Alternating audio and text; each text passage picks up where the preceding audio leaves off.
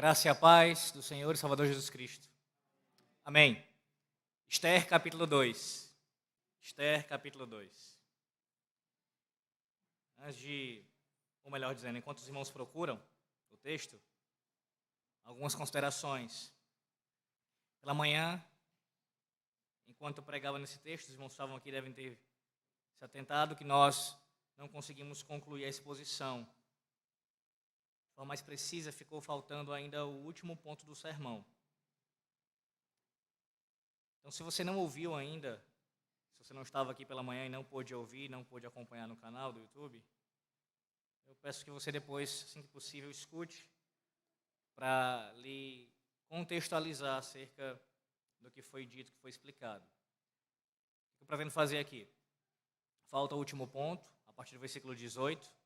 Farei a leitura justamente do versículo 18 até o final, versículo 23. Não lerei o texto inteiro novamente, uma vez que já foi lido pela manhã.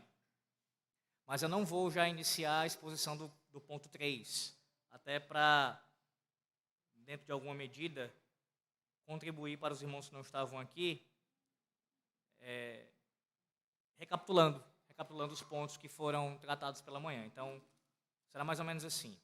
Vou recapitular brevemente o que nós ouvimos pela manhã, os pontos principais, tentando dar uma atenção mais especial ao último ponto que eu estava tratando quando terminei de maneira abrupta, quando vi o horário. E em seguida, depois de fazer essa recapitulação, irei tratar um pouco melhor do terceiro ponto do sermão, tá bom?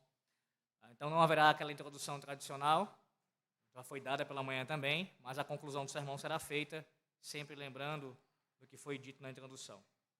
Pois bem, capítulo 2 de Esther.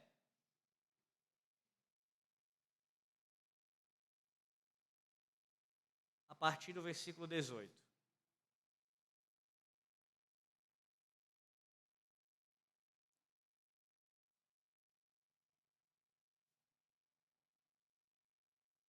Assim diz o Senhor nosso Deus.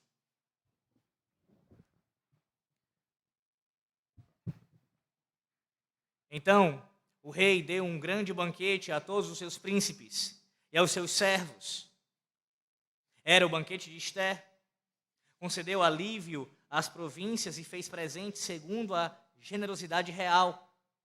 Quando pela segunda vez se reuniram as virgens, Mordecai estava sentado à porta do rei. Esther não havia declarado ainda a sua linhagem e o seu povo, como Mordecai lhe ordenara, porque Esther cumpria o mandado de Mordecai, como quando a criava. Naqueles dias, estando Mordecai sentado à porta do rei, 2 eunucos do rei, 2 guardas da porta, Bigtã e Teres, sobremodo se indignaram e tramaram atentar contra o rei Assuero. Veio isso ao conhecimento de Mordecai, que o revelou à rainha Esther, e Esther o disse ao rei, em nome de Mordecai. Investigou-se o caso e era fato, e ambos foram pendurados numa forca. Isso foi escrito no livro das crônicas perante o rei. Amém. Oremos. Ó Deus, como já foi pedido pelo teu servo, pelo presbítero Valdemir, nós mais uma vez somente rogamos que abençoe esse momento. Fala conosco, assim como o Senhor falou pela manhã. Abençoa essa conclusão, esse final do sermão, em nome do Senhor Jesus Cristo. Amém. Meus irmãos, como vimos pela manhã, o capítulo 2 de Esther, ele tem como a ideia central do texto o fato de que os reinos deste mundo, eles são reinos ímpios, reinos que são maldosos, reinos que são cheios de iniquidade. Sim, os reinos deste mundo, eles são ímpios e eles têm um interesse, um objetivo de nos assimilar, de assimilar todos aqueles que fazem parte dessa terra. Mas nós, como povo de Deus, precisamos resistir a essa tentativa de assimilação e aproveitar as oportunidades de fazer o bem, mesmo àqueles que não merecem. Sim, os reinos deste mundo, eles têm esse objetivo, são ímpios e querem nos assimilar, mas nós, como povo da aliança, precisamos resistir a essa assimilação e também fazer o bem em todas as oportunidades que nós tivermos, mesmo àqueles que não merecem. Nós vimos no primeiro ponto do sermão, do versículo 1 ao versículo 4, você pode passar os seus olhos aí, a sua vista, por cima do texto, do 1 ao 4, vimos que a impiedade dos reinos deste mundo, uma demonstração da impiedade desses reinos, visto ali no decreto sendo agora cumprido pelo rei da Pérsia através dos seus oficiais.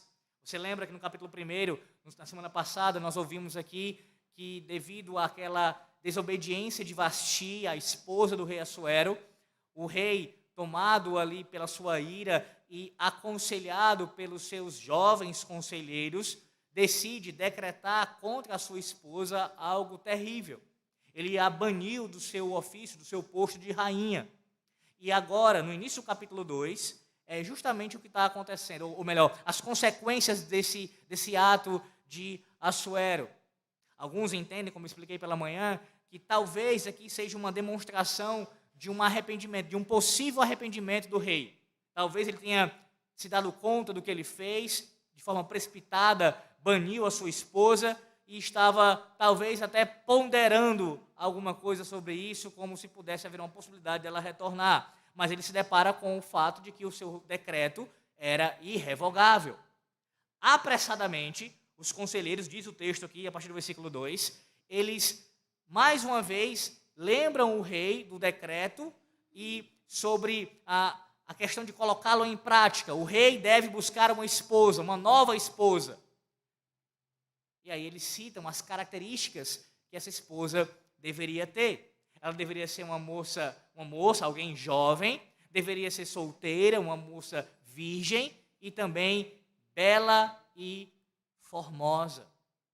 E aí começa essa procura pela esposa, a nova esposa do rei. E por que nós vemos aqui a impiedade dos reinos deste mundo? Ora, porque como também já foi explicado, essa procura não se deu como se fosse uma tentativa ali de um cortejo, uma busca correta, adequada para se buscar um cônjuge, mas na verdade foi um recrutamento, mais do que isso, foi um sequestro, um rapto.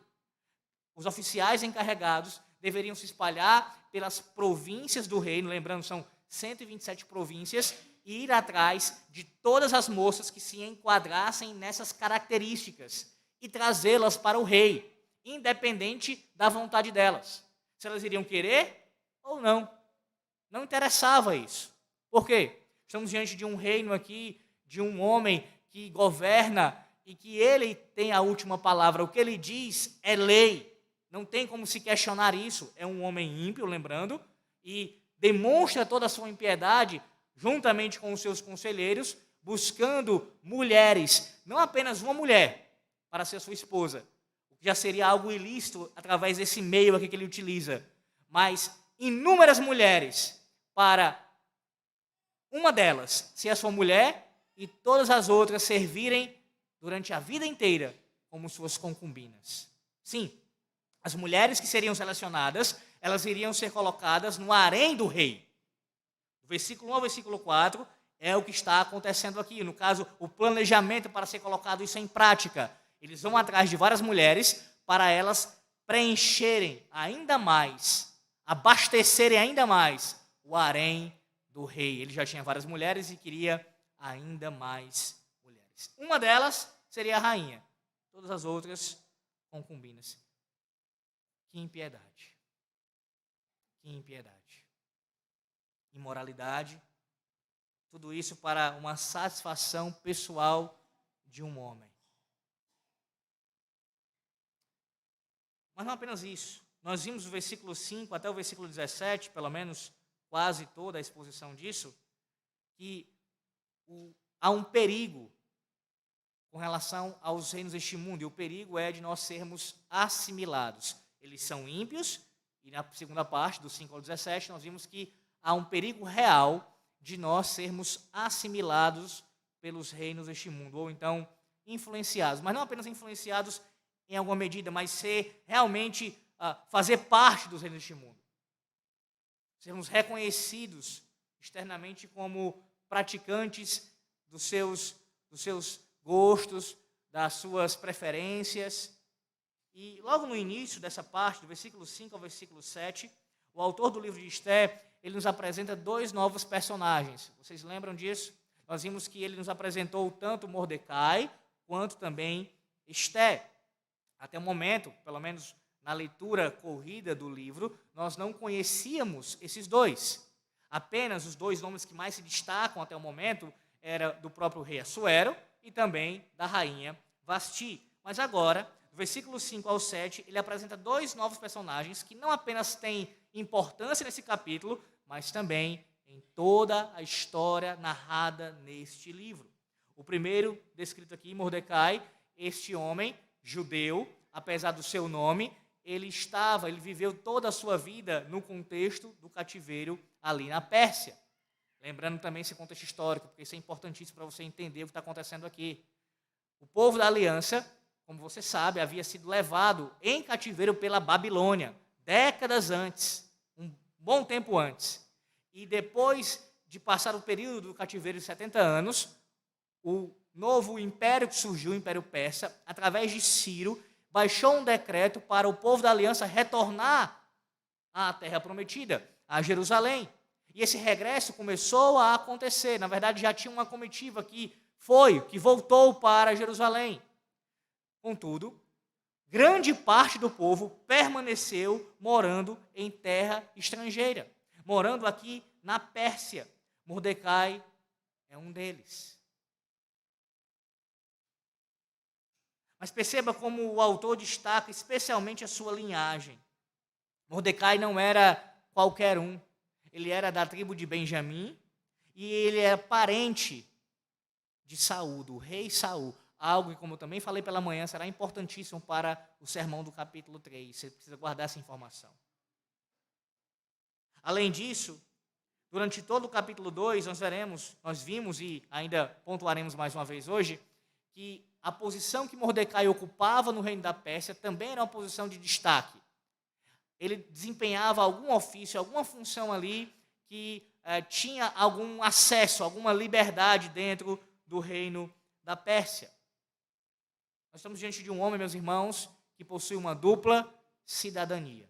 Assim como a sua sobrinha, que é descrita nos próximos versículos, Esté. Esté, que tem o seu nome hebraico, o autor não menciona o de Mordecai, mas menciona o de Esté, tem o seu nome chamada Hadassa.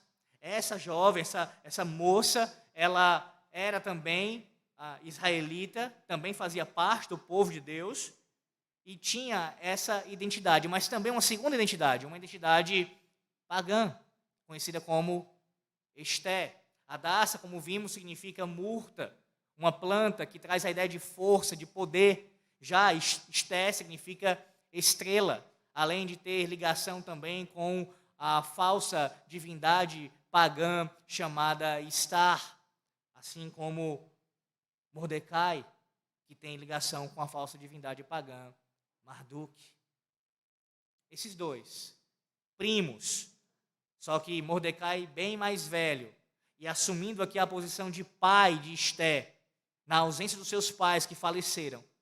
Esses dois são israelitas, mas vivendo sob o Império Persa, juntamente com muitos outros judeus que ali se encontravam, que não tinham voltado para a Terra Prometida. Por isso tinham duas cidadanias, do povo da aliança, mas também reconhecidos publicamente como cidadãos do reino da Pérsia. Nós vimos, irmãos, pela manhã que isso exemplifica muito bem a nossa condição como cristãos. Nós que pertencemos a Cristo, que estamos no Senhor, nós somos cidadãos do reino dos céus. Nós temos uma cidadania celeste e por isso mesmo nós temos que prestar contas ao nosso Deus. Devemos viver de acordo com os padrões do reino dele. Mas apesar disso, isso não anula a nossa cidadania terrena. Não é porque nós devemos prestar conta com o nosso Deus, temos essa cidadania celeste, que nós anulamos por completo as nossas responsabilidades nesta terra. Pelo contrário, nós vivemos a nossa cidadania terrena à luz da cidadania celestial. Também vimos que, em alguns momentos, é inevitável que as duas cidadanias elas entrem em choque, elas acabam conflitando. Em algum momento, pode acontecer e vai acontecer de algo da cidadania terrena ser requerido, ser colocado diante de você para você fazer que contradiga a sua cidadania celestial. E aí levanta-se o questionamento: o que fazer? O que fazer quando a sua cidadania terrena, ela, em algum sentido e em algum momento, ela se levanta contra a cidadania celeste? O que você faria? O que você faz quando isso acontece? O texto nos mostra que para eles, para Mordecai e para Esté, isso aconteceu. No momento em que o rei baixou o decreto, ele começou a ser executado, os eunucos, os responsáveis por recrutar essas mulheres por todo o império, esse decreto alcançou Esté. Esté também foi levada. O que é isso senão esse choque entre a cidadania celeste e a cidadania terrena? O que fazer? O que Esté deveria fazer diante daquela ordem? Ela deveria seguir passivamente, aceitando a imposição do reino e ir para o harém do rei quando fosse recrutada? Ou ela deveria se insurgir, desobedecer, resistir bravamente, mesmo que isso trouxesse a ela consequências? Bem, o texto nos mostra o que ela fez. Esté, ela foi recrutada e seguiu juntamente com as demais mulheres. Todo o capítulo 2 mostra isso. Especialmente a partir do versículo 8 em diante, você vê Esté sendo conduzida, ela é avistada por Hegai, esse eunuco responsável ali pelo bem-estar sexual do rei, e ele vê em Esté as qualificações que eram necessárias para a esposa que o rei tanto queria. Sim, em Esté, ele vê que ela é uma jovem moça e ela é bela e formosa. Como já expliquei também pela manhã, a verdade, o que o texto nos mostra, meus irmãos, é que Esté, ela está mais do que apta, ela está mais do que qualificada, externamente falando, para o que está sendo requerido. Porque a intenção deles era colocar alguém no lugar de Vasti que fosse ainda superior a Vasti. E superior em quê, primariamente? Em sua beleza, em seus aspectos externos. E o eunuco olha para Esté e vê, ela cumpre os requisitos. Na verdade, ela mais do que cumpre os requisitos. Isso é visto no fato de que ele começa a tratar Esté de uma maneira diferenciada. Esté não é apenas recrutada e colocada como mais uma daquelas mulheres que iriam ali concorrer à coroa real. Esté começa a receber um tratamento diferenciado. Ela recebe já antecipadamente os ungüentos para o preparo, para o seu embelezamento. Ela recebe alimentos também apropriados e até mesmo aposentos especiais. Tudo isso porque ele via nela os requisitos para ser a futura rainha. No mínimo, servir ao rei como mais uma das suas concubinas. As que não estavam pela manhã, e talvez, se você não conhecia bem o capítulo 2 de Esté, isso deva lhe soar estranho nesse momento. Mas eu preciso asseverar isso mais uma vez, para os que já ouviram e para você que está ouvindo talvez pela primeira vez. O que temos diante de nós, meus irmãos, não é o que muito se ventila aí fora sobre a história de Esté, como se fosse aqui uma espécie de concurso de beleza, que ela disputou com inúmeras outras mulheres e saiu vencedora, e conquistou o seu tão sonhado, tão almejado ofício real. Não é um concurso de beleza.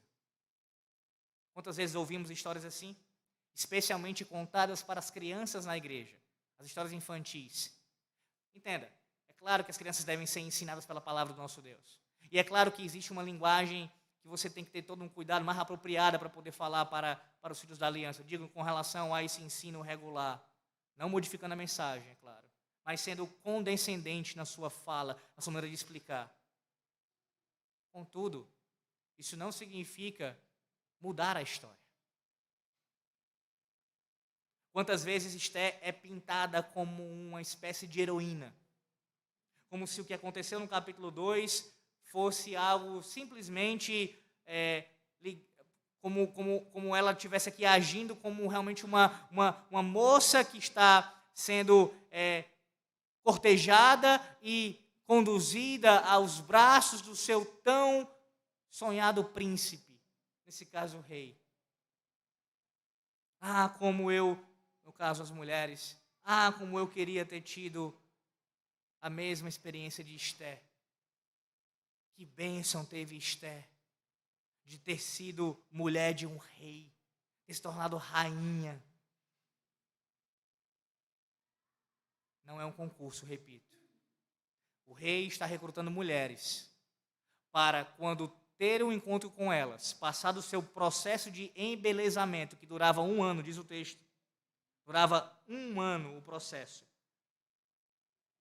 Veja no versículo 12 isso. Em chegando o prazo de cada moça vir ao rei Assuero, depois de tratada segundo as prescrições para as mulheres, por 12 meses, porque assim se cumpriam os dias de seu embelezamento, 6 meses com óleo de mirra e 6 meses com especiarias e com os perfumes e ungüentos em uso entre as mulheres. Depois de 1 ano que essas mulheres fossem tratadas, embelezadas, cada uma delas iria ter uma noite com o rei. Sim, sexo casual aqui. 1 noite. E o rei experimentaria e depois disso teria a sua posição. Essa serve para ser rainha. Essa não serve. Não para ser rainha, mas serve para ser concubina, para ficar no meu harém e eu usar quando bem entender. Você percebe aqui a seriedade da coisa? Esté está se submetendo a isso. E, como também já expliquei, não é uma submissão aqui apenas passiva. Ela não está só deixando a coisa correr, deixando ser conduzida. Há também um sentido ativo aqui no comportamento de Esté. Por algumas vezes, o capítulo 2 cita a expressão que ela alcançou favor. Isso é visto com relação ao eunuco responsável pelo recrutamento. Isso é visto com relação a várias pessoas que estavam ao redor dela e com relação ao próprio rei. Ela alcançou o favor do rei. E a ideia no original é que ela estava ativamente se colocando à disposição, trabalhando, se empenhando para ser recrutada, ou melhor, para ser escolhida como a rainha. E aqui entra outra questão muito importante para você entender, especialmente ligada ao capítulo 1 do livro de Esté, que é o seguinte. Quando o rei baniu Vasti e houve um desejo de se colocar uma outra mulher no lugar que fosse melhor do que ela, tenha isso em mente. Não apenas houve um desejo de colocar uma mulher mais bela que Vasti, mas melhor que Vasti significaria também uma mulher que iria se submeter a tudo que o rei ordenasse. Não foi justamente o contrário que Vasti fez? O rei ordenou: venha à minha presença, eu estou com os nobres do reino, eu quero lhe apresentar, eu quero lhe exibir como um troféu. E o que Vasti faz? Ela se recusa. Pois bem, a intenção de colocar uma mulher no lugar dela passa não apenas por ser uma mulher mais bela do que ela, mas uma mulher que submeta até mesmo ao que ela não submeteria. Uma mulher que esteja disposta a obedecer àquele homem sem restrições, sem reservas. E pasme, o texto está nos mostrando que quem está disposto a fazer isso, quem está se colocando nessa condição, é uma mulher, uma jovem mulher do povo de Deus. Como nesse momento da história, Vasti supera Esté. Nesse ponto específico. Vê a ironia? Uma melhor do que Vasti, que seria melhor, mais bela e que submeta a tudo, sem restrição. Mas a ironia é que Vasti seria melhor do que Esther, pelo menos nessa circunstância aqui, em não ter submetido a tudo que o rei quis. Esther não. Está agindo de maneira pior do que Vasti. Aceitando tudo. Aceitando tudo. É importante a gente também salientar, irmãos, que Esther vivia num contexto e cresceu num contexto que tudo isso era natural. Essa cultura pagã aqui era o modus operandi daquele período. Esther não conhecia uma outra realidade, pelo menos não no sentido vivencial, experimental. Não é a primeira vez que o rei está recrutando mulheres para o seu harém. Isso era algo que acontecia com frequência. E também, como já falei, homens também eram recrutados para serem eunucos. Porque tanto homens como mulheres pertenciam ao rei. O rei era dono de todos. Nesse sentido, ninguém poderia esboçar algum tipo de eu tenho liberdade, eu posso fazer o que quiser na minha vida. Não pode. O que o rei mandar, você vai fazer e acabou-se. Então, essa prática de pegar as mulheres e colocar no harém e homens para serem eunucos, isso acontecia com alguma frequência. Sempre que o rei desejasse. Nessa aqui especificamente, tem algo mais do que isso, além de recrutar concubinas. Ele quer uma rainha. Dentre essas, uma que seja a sua nova rainha. Então, essa era a cultura que Esther estava imersa. Além disso, mesmo com todos os problemas que Esther apresenta aqui, de ser conduzida pela correnteza e até um assentimento dela nessas coisas, o texto nos mostra que Esther ainda guardava no seu coração algo da palavra de Deus. Sim, Esther demonstra submissão a Mordecai, o seu primo, nesse caso, o seu pai adotivo. Algo relacionado ao 5º mandamento. Havia algo ainda em Esther ali, sim, de identidade, não apenas nominal, como Hadassah, como da linhagem, de uma linhagem israelita, mas ela tinha algo sim ainda do povo de Deus. É claro que tinha. Contudo, meus irmãos, de maneira alguma, nenhuma dessas coisas justifica o que ela está fazendo aqui. Não justifica. Não justifica. E talvez você diga assim, mas Alex, adiantando um pouco da história do livro de Esther, e se Deus quiser você chegará lá, mas Alex, peraí, não foi justamente através dessa entrada dela no reino, essa ascensão ao trono, que mais na frente, na história do livro, nós vemos que Deus usou dela como um instrumento para o livramento do seu povo? Como então você pode afirmar que o que está acontecendo aqui é pecaminoso? Uma resposta para isso bem simples seria o seguinte. Pense por um momento no que aconteceu com a morte do teu Senhor e Salvador, o Senhor Jesus Cristo, o nosso Senhor e Salvador. Veja, quando todos os homens que se uniram contra ele, Pilatos, Herodes, judeus e gentios, fizeram isso e mataram o nosso Senhor, conspiraram e mataram o nosso Senhor. Eu pergunto a você, a Bíblia em algum momento, ela legitima isso? Ela disse aqueles atos porque faziam parte do decreto de Deus, faziam parte do plano de Deus, estavam debaixo da sua providência. Deus aprovava isso? Não. Ela responsabiliza cada um daqueles que foi o assassino do Senhor. Eles mataram o Salvador, eles mataram o Rei da Glória, e isso foi pecado. Entretanto, tudo aquilo cumpria cabalmente o decreto divino. E Deus, em sua providência, foi conduzindo cada um daqueles atos. Peguei logo o exemplo maior de todos. Mas isso acontece várias vezes na palavra de Deus. Várias vezes. O quê? Os homens fazendo escolhas, tomando decisões, muitas delas pecaminosas, incorrendo em vários agravos desse pecado, e mesmo assim, Deus conduzindo tudo aquilo para um fim glorioso. Deixa eu colocar em termos mais claros possíveis. O fato do Senhor Deus usar Esther posteriormente para o bem do seu povo, para o livramento do seu povo, não justifica Esther ter submetido a tudo que ela submeteu.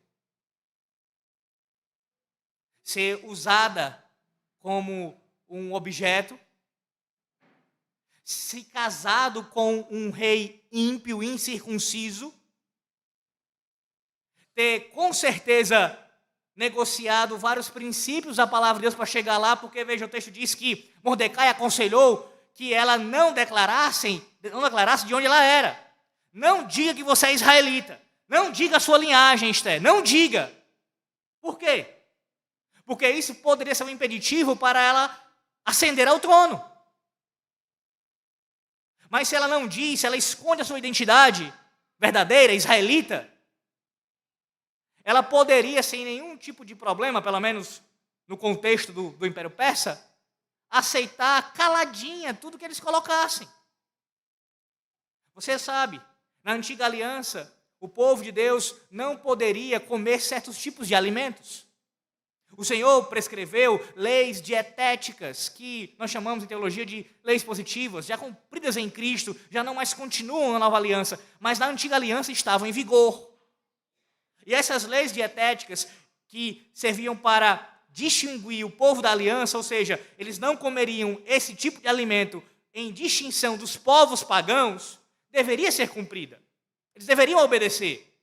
Lembre-se, por exemplo, no caso de Daniel e dos seus amigos.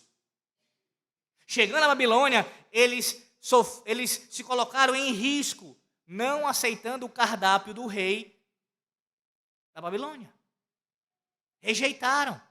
Por quê? Porque temiam mais a Deus do que aos homens. Esther está fazendo justamente um movimento contrário, meus irmãos. Ela está se adequando, se moldando completamente ao reino da Pérsia. Repito, não apenas deixando a coisa fluir, mas até mesmo se colocando à disposição para cumprir os requisitos. Ela não era uma moça ingênua, pelo menos não nesse sentido que eu vou dizer aqui agora. Ela percebeu que o parâmetro, que a maneira de julgar do Império Persa, dos reinos desta terra, é pelo exterior, é pelos aspectos visíveis. Não é assim que os ímpios julgam as coisas normalmente? Quem é que tem valor? Quem é que tem espaço? Os mais belos fisicamente, os que possuem dinheiro. É assim que o mundo julga, por aquilo que é aparente. E ela identificou isso, ela observou isso. E ela, sabendo que ela tinha esse dote dado por Deus, ela usou disso para trilhar ainda mais facilmente o seu caminho. Além de se submeter, ser subserviente a tudo que o império requeria. É uma outra visão dessa mulher que você tem nessa noite, assim como alguns já tiveram de manhã. Mas não é uma visão para você tratá-la como se fosse uma ímpia, terrível. Não é isso que eu estou falando aqui. Mas é apenas primeiro você quebrar essa ideia falsa, não apenas de Esther, mas de quantos personagens bíblicos você tem isso na cabeça. Uma impressão como se eles fossem perfeitos, como se não tivessem falhado, ou as falhas foram muito pontuais, é um caso aqui isolado. Todos eles, todo homem, toda mulher, desde a queda de Adão, são pecadores. Todo homem está morto em seus delitos e pecados, e se não for a graça de Deus em regenerá-lo, em salvá-lo por meio de Cristo, eles permanecem em seus delitos, mortos em seus delitos e pecados. Esther não era melhor do que qualquer um de nós nesse sentido. Estava na mesma condição, necessitada da graça do Senhor, nosso Deus. Longe de ser perfeita. Uma mulher, sim, do povo da aliança, mas que tinha as suas imperfeições. Ou você não conhece gente crente que casou com um ímpio? E não estou falando de alguém que era ímpio também, se casou e depois foi convertido e o marido ou a esposa permaneceu ímpio. Eu estou falando de alguém que professa a fé no Senhor Jesus Cristo e resolveu casar com um ímpio. Você não conhece alguém assim? Dentro da igreja, o pai aconselhou, a mãe disse, o pastor falou, não faça isso, minha filha, não faça isso, meu filho, não case com essa moça, não case com esse rapaz, não faça isso, essa pessoa não teme a Deus. E essa pessoa, mesmo sendo crente, foi lá e casou com um incircunciso. Alguém que não amava o Senhor. E apenas por esse ato nós iremos dizer que essa pessoa não é crente verdadeiramente? É claro que foi um grave pecado. É claro que isso pode sim estar ligado a uma falsa fé professada por essa pessoa. Mas a gente não pode asseverar isso logo de cara e dizer que não. Por isso, simplesmente, ela não é de maneira nenhuma salva. Apesar do pecado que ela cometeu. E aí ela tem que viver com as consequências desse pecado. Você acha que Esther não teve que viver com as consequências do pecado dela? Que maneira lúdica, né, de pensar, como pontuei na introdução e voltarei daqui a pouco na conclusão.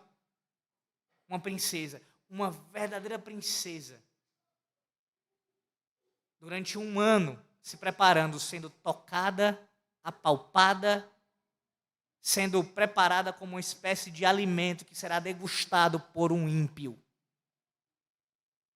E depois disso, a vida inteira casada com aquele homem, que não temia a Deus, que poderia tomar uma decisão precipitada, inconsequente a qualquer momento, esse é o histórico dele, se irava facilmente, rapidamente, baixava decretos irrevogáveis,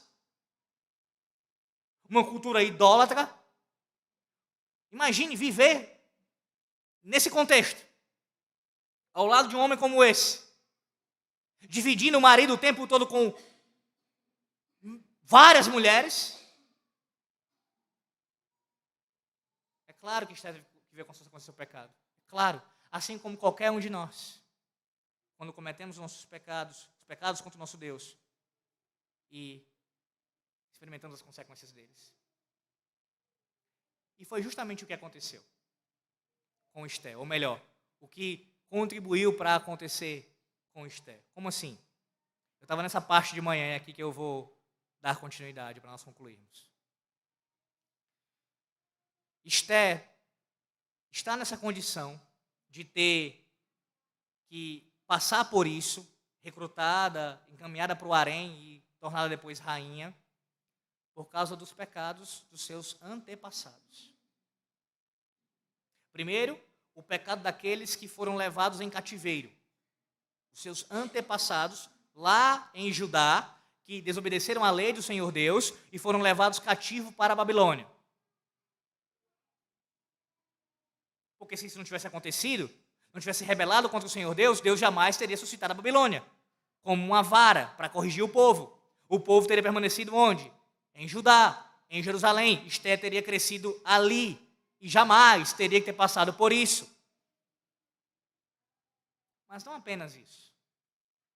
Também há um pecado aqui dos seus ancestrais, seus antepassados mais recentes. Porque, como eu já pontuei, tinha gente voltando para Jerusalém, já tinha gente morando em Jerusalém. A essa altura aqui, Esther e Mordecai, a pergunta é, o que é que eles estavam fazendo na Pérsia?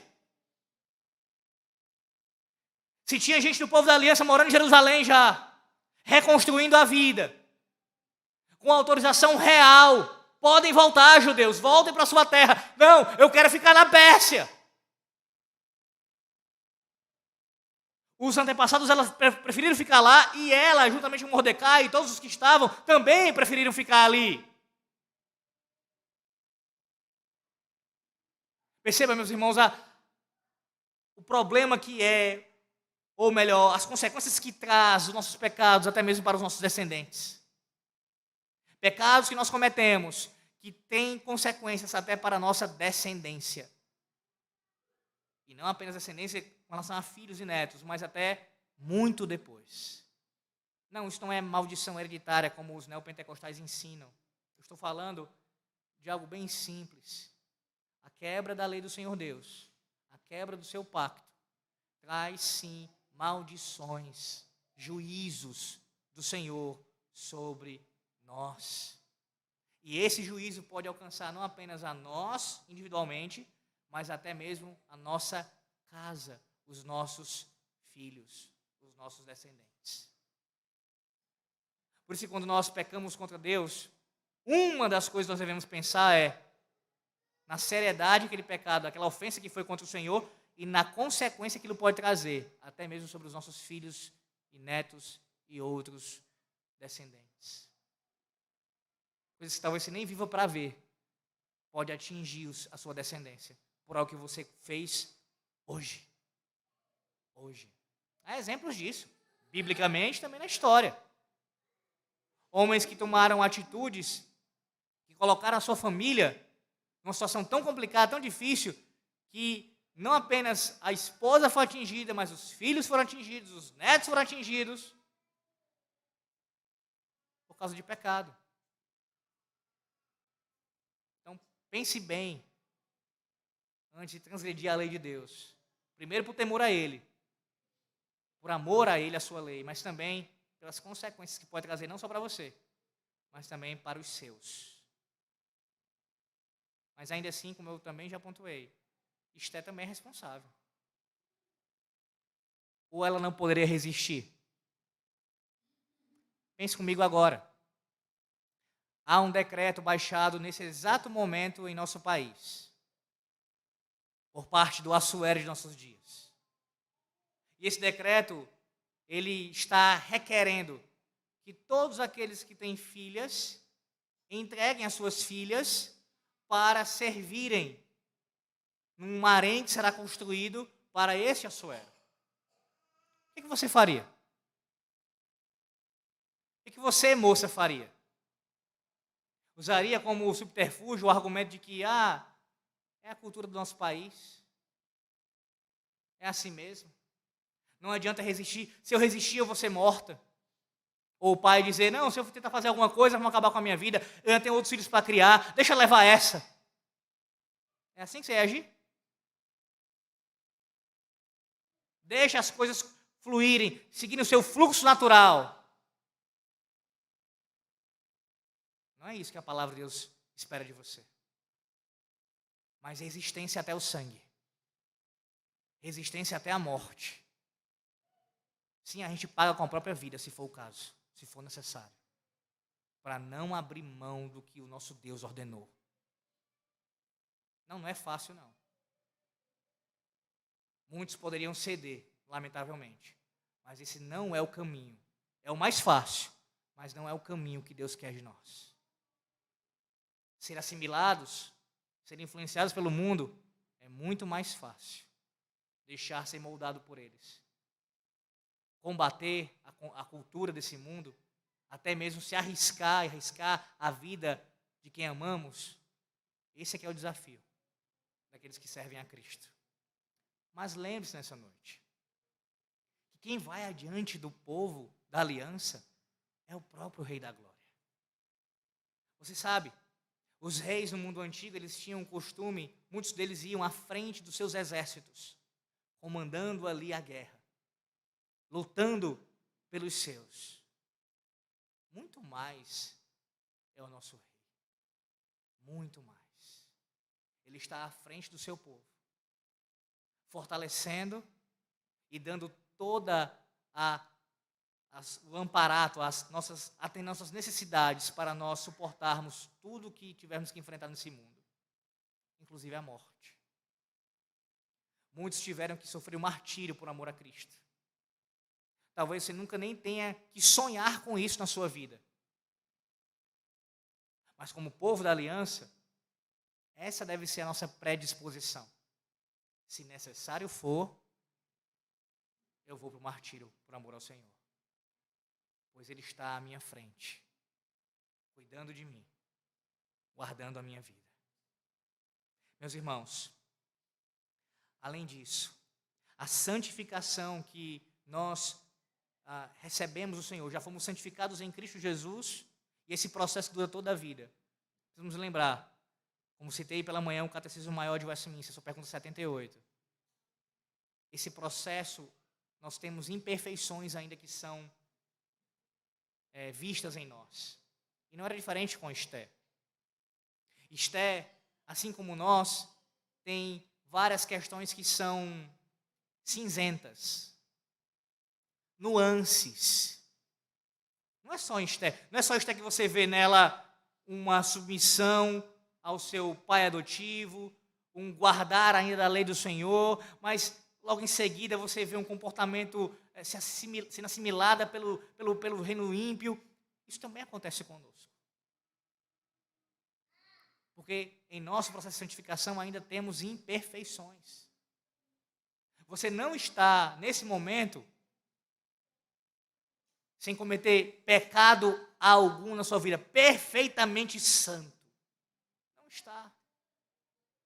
Não, isso não é uma palavra para te incentivar a negligência, a leniência, a você viver de qualquer forma, não, de maneira nenhuma. Mas a continuar buscando a santificação. Contudo, é um lembrete a você, para te trazer consolo nessa noite, de que apesar das suas debilidades, das suas imperfeições na sua santificação, no processo de santificação, se ele está acontecendo, é porque o Senhor tem trabalhado em você e através de você. E apesar dessas imperfeições, você está assim sendo preparado por Ele, embelezado por Ele, não para um encontro casual, não para tirar proveito de você, não para lhe tratar como um mero objeto, mas para colocar em você a coroa de glória, o galardão em suas mãos, e estar em sua presença eternamente seguro em seus braços. Naquele rei que não humilha o seu povo, mas o ama e o trata com toda a cordialidade. Terceiro e último lugar. É possível fazer o bem em meio aos reinos deste mundo. Deixa eu pontuar aqui algumas coisas brevemente. Primeiro, nós temos no versículo 18 a menção a um novo banquete. Um novo banquete é dado. É um reino que frequentemente oferece esses banquetes, assim como são os reinos dessa terra. Sempre, qualquer motivo é motivo para a festa, inclusive para comemorar suas aberrações, suas impiedades, exaltar os seus pecados. Um banquete é dado aqui em celebração à coroação de Esther. E por que o banquete é oferecido pelo rei? Porque o rei está alegre. Assuero estava feliz. E num governo totalitário, meus irmãos, o humor do rei governa o reino. Se o rei está feliz, o reino também será feliz. Se o rei está triste ou indignado, o povo sofrerá as consequências disso. Porque no governo totalitário, onde aquele que governa como se fosse o dono da população, o senhor de todos, tudo depende de como ele estiver, de como ele acordar. Porque ele estava feliz, consequências boas para o povo. É mencionado aí no versículo 18, veja. Então o rei deu um grande banquete a todos os seus príncipes e aos seus servos. Era o banquete de Esther, concedeu alívio às províncias e fez presente segundo a generosidade real. Aqui alguns entendem como se ele tivesse tirado alguns impostos, dado aqui vários benefícios políticos, sociais para o povo. E veja que o autor menciona, de acordo com a generosidade real. Nós já vimos no capítulo passado que de generoso Xerxes não tem nada. É uma generosidade que depende das circunstâncias. Depende do seu bom humor. Depende se ele está sendo muito bem assistido e servido. Se isso estiver acontecendo, ele é generoso. Se o povo estiver andando na minha cartilha, eu serei generoso. Nada diferente nos nossos dias. É a política do pão e circo. Eu dou isso daqui para a população ficar satisfeita também, feliz. Eu ludibrio ela através dos programas sociais, através de uma ajuda. Para quê? Para mantê-los na minha mão, nas minhas mãos. E eu ainda me passo como generoso. Que político generoso. É o pai dos pobres. É o pai dos pobres. O texto também diz que Mordecai estava à porta do rei. Como vimos, Mordecai exercia uma importante função. Alguns entendem aqui, mas alguns comentaristas, que o versículo 19 está falando de uma nova posição de Mordecai. É como se, após a ascensão de Esther, ele talvez tenha ascendido também ainda mais em sua posição no reino. Mas o fato é que, se isso aconteceu antes ou depois, mesmo antes da ascensão de Esté, não tem como negar, ele já exercia sim uma posição importante no império. E é nessa posição que ele descobre o complô dos 2 eunucos para matar o rei. Ele fica sabendo disso, ali como quem está ouvindo as conversas sobre o palácio, sobre o reino, e usa aquela informação, até porque informação é algo muito valioso, e repassa para a sua filha adotiva, e ela encaminha para o rei Assuero e dá os devidos créditos a Mordecai. O rei, depois de avisado, instaura ali uma investigação e é confirmado o complô. Sim, 2 eunucos, talvez um deles aqui, o que é chamado de Bigtan, seja o Bigtá do capítulo 1, um daqueles eunucos mencionados no capítulo 1, entre aqueles 7 eunucos. Eles estão planejando realmente matar o rei. Estavam indignados com o rei, e talvez não seja muito difícil de se imaginar, né? O porquê, os motivos que o levaram a planejar isso. Mas Mordecai descobre e avisa a Esté, que avisa a Assuero, e é descoberto. As consequências são as piores possíveis. Eles pagam com a própria vida. Há um debate também sobre o significado do que o texto aqui está dizendo, de que tipo de morte eles sofreram. Alguns entendem que, usando o texto original, ou interpretando, melhor dizendo, o texto original, que a ideia aqui seria de um empalamento. Um empalamento. E o que é o empalamento? Ou o que era essa prática? Uma estaca que era colocada da entrada, da parte de trás do ser humano, do ânus, saía na boca. Eram empalados. Mas outros já entendem que pode até ter acontecido o empalamento, só que posterior à forca. Eles foram enforcados e, como uma demonstração de vergonha para eles e até de exemplo para aqueles que tentassem, porventura, algum complô contra o rei, ficaram expostos ali, empalados, após serem enforcados.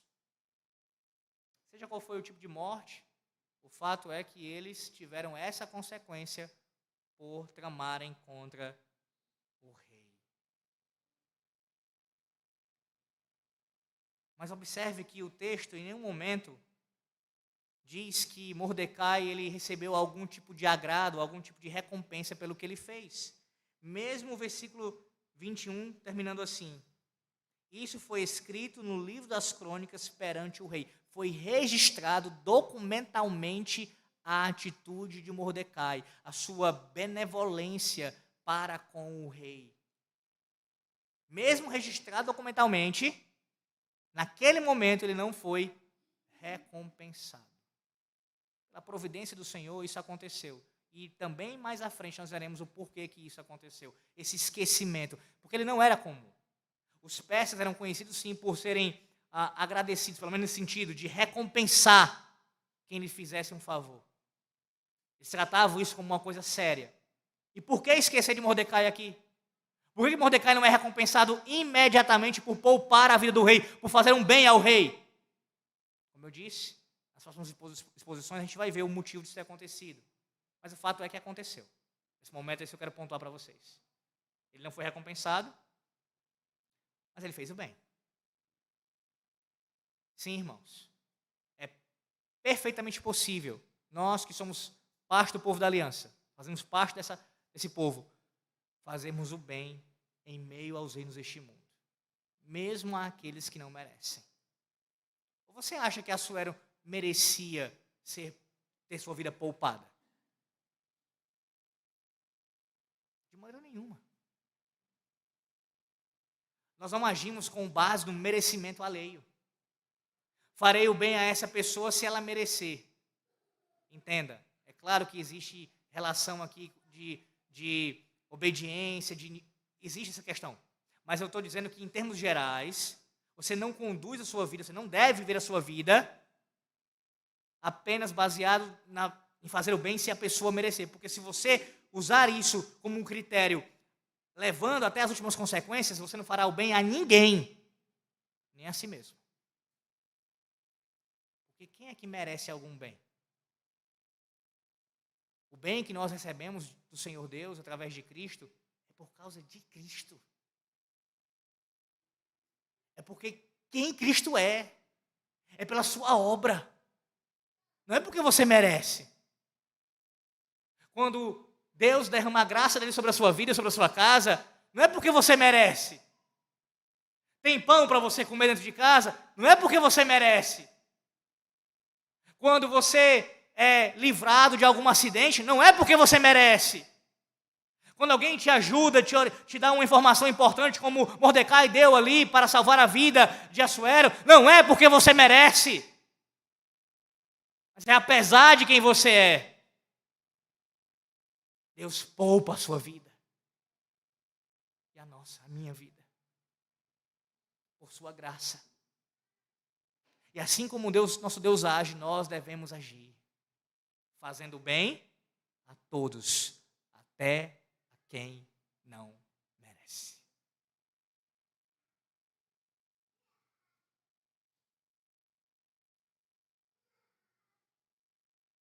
Bem,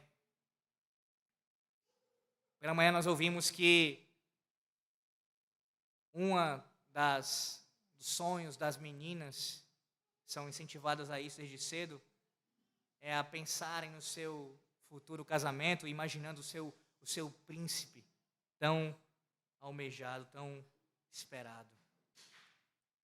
E muito influenciadas pelos contos aí que tem, de desenhos, acabam criando essa impressão e aguardando por alguém naqueles termos ou semelhante àquelas histórias que são contadas. E como também falei, alguns até tentam identificar aqui, no capítulo 2 de Esther, alguma semelhança, como se Esther fosse essa moça jovem, desamparada, que encontra o seu príncipe e tem um final feliz. É a Bela, apesar do rei ser uma fera. Mas diferente da história da Bela e a Fera, onde o rei é transformado, ou o príncipe ele é transformado, a sua maldição é retirada, ele volta a ser o famoso príncipe Adam, e ali tem um final feliz entre os dois. Não é o que nós temos aqui no capítulo 2 de Esther. É uma mulher que fez um péssimo casamento e teve, como já expliquei, que viver com as consequências. No entanto,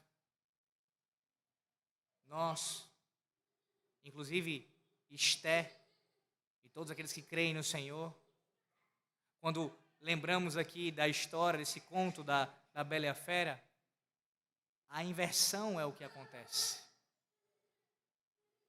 Nós não somos aqueles que eram almejados e desejados, belos, pelo contrário, feios e pobres espiritualmente, mortos.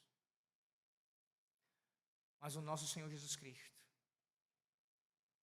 que não precisou ser transformado num príncipe melhor, porque ele já é perfeito, mas nos transformou por sua graça, pela sua obra. Firmou aliança conosco, nos garante esse matrimônio eterno. Apesar de nossa feiura no passado, agora em Cristo Jesus, uma vez transformados e embelezados pela sua obra mediadora, nós firmamos compromisso com o Senhor, um pacto que jamais poderá ser quebrado. Que diferença, meus irmãos. Que diferença na relação que o Senhor tem conosco, com o seu povo, em comparação a todas as demais histórias contadas. Inclusive, esse triste relato desse casamento que aconteceu. Que Deus nos ajude a lidarmos com a impiedade dos reinos ímpios deste mundo, a sua maldade, para que nós não venhamos a ser assimilados por eles, mas resistir e continuar fazendo o bem. E o maior bem que você pode fazer aos reinos deste mundo é proclamar o evangelho da graça, para que todos os reinos, os principados e potestades sejam subjugados pelo reino de Deus, até que Cristo seja tudo em todos, para a glória de Deus Pai. Amém. Oremos. Senhor nosso Deus, a Ti nós damos toda a glória, todo o louvor, toda a exaltação nessa noite. Senhor, como é maravilhoso nós chegarmos a esse momento do Teu santo dia ouvindo de novo a Tua palavra, ouvindo o Senhor falar aos nossos corações, nos admoestar, nos edificar e também nos consolar, Senhor. Que o Teu povo saia daqui, deste culto, quando terminar, cheio do Teu Santo Espírito, tomados por um santo e reverente temor em Tua presença e com um anseio de viver para o Teu reino, lutando contra toda impiedade e maldade dos reinos desta terra, vivendo, ó Deus, não para serem assimilados, mas contra essa assimilação maligna que todo dia assedia nossos corações. Ó Deus, concede graça ao Teu povo, para que nós não venhamos, em nenhuma medida, cedermos, a nós não nos comportarmos à semelhança de Esté e Mordecai, que pelo menos nesse momento da história aqui, descrito no capítulo 2, se moldaram às circunstâncias do seu tempo. Não, Senhor, não permita que isso aconteça conosco. Mas se acontecer, ó Deus, se acontecer isso, que apesar do nosso pecado, o Senhor venha a ser também gracioso conosco e nos usar onde estivermos e, para a Tua glória, cumprir o Teu decreto, apesar dos nossos pecados. Que assim seja em nossas vidas, ó Deus. Abençoa o Teu povo com a Tua paz e com a Tua graça. Em nome do Senhor Jesus Cristo, o Rei da Igreja. Amém.